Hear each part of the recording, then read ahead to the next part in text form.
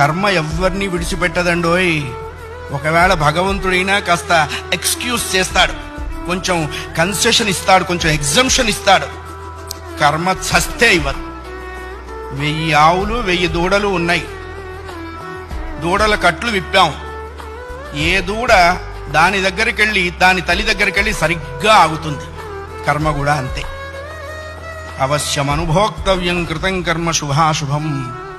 వండిన అన్నం తినలేకపోవచ్చు, చేసుకున్న కర్మని అనుభవించక తీరదు.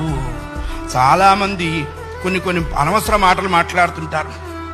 బ్రతకదలుచుకోలేదు, చచ్చిపోదాం అనుకుంటున్నా. చావునేటువంటిది ఏదో ఏటీఎం కార్డు పెట్టంగానే డబ్బులు వచ్చినంత ఈజీ అనుకుంటాడు. నువ్వు అనుకోంగానే చచ్చిపోతే నువ్వు చేసిన కర్మ అంతా ఎవడు అనుభవిస్తాడు? కర్మానుభవం అనుభవించడం కోసమైనా అది నిన్ను బ్రతికిస్తుంది. నీ ఇండివిడ్యువల్ ఐడియాస్తో నువ్వు బ్రతకవో ధర్మశాస్త్రం చెప్పింది.